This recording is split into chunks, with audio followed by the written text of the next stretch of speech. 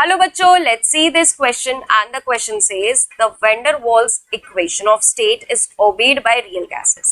जो van der Waal equation है वो गैस जो रियल गैस है वो obey करती है.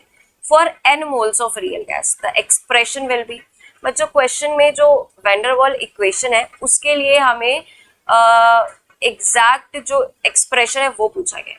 तो सबसे पहली बात, जो van der Waal है उसने van der Waal ने प्रेशर करेक्शन करा था एंड वॉल्यूम करेक्शन करा था. प्रेशर करेक्शन ऐसे करा था कि जो प्रेशर है आइडियल गैसेस के लिए वो नेग्लिजिबल था, बिल्कुल था ही नहीं. बट जो रियल गैसेस है उनमें कुछ प्रेशर होता है, मतलब थोड़ा ज्यादा प्रेशर होता है. ठीक है, तो यानी कि प्रेशर में कुछ टर्म ऐड होता है. तो वो प्रेशर में जो टर्म ऐड होता है वो होता है n²a बाय v².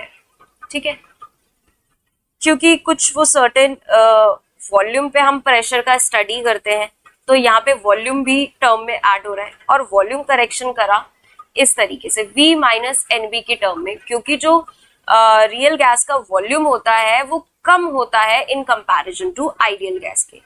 ठीक है, तो ये करेक्शन टर्म्स थी और ये बराबर होता है nRT के. तो ये जो एक्सप्रेशन है ये हमें कौन से एक ऑप्शन में देखने को मिल रहा है? ये दिख रहा है हमें ऑप्शन नंबर 4 में. देखिए ऑप्शन नंबर 1 तो नहीं हो सकता, क्योंकि इन्होंने क्या करा, प्रेशर में ही नंबर ऑफ मोल्स को डिवाइड कर दिया. तो नंबर ऑफ मोल्स को प्रेशर को नंबर ऑफ मोल्स से डिवाइड करने का कोई पॉइंट नहीं था. हम करेक्शन इस तरीके से कर रहे हैं कि प्रेशर में कुछ ऐड ऑन हो रहा है, प्रेशर बढ़ रहा है. ठीक है, तो ये तो नहीं होगा.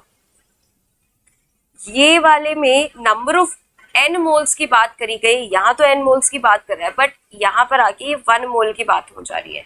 ठीक है, कि एक मतलब वॉल्यूम से एक मोल की ही बात करेंगे, ये भी नहीं होगा. इसके बाद यहाँ पे वॉल्यूम को n मोल्स कर दिया है. अब n मोल के वॉल्यूम से कुछ थोड़ा सा रिड्यूस कर रहे हैं, जो कि नहीं है. ओवरऑल वॉल्यूम में से n मोल्स का जो भी वॉल्यूम का मतलब वैल्यू है वो कम हो रही है. तो हमारा ये भी नहीं होगा सही. हमारा ऑप्शन नंबर 4 करेक्ट होगा. So I hope all of you understand very well. Thank you and best of luck.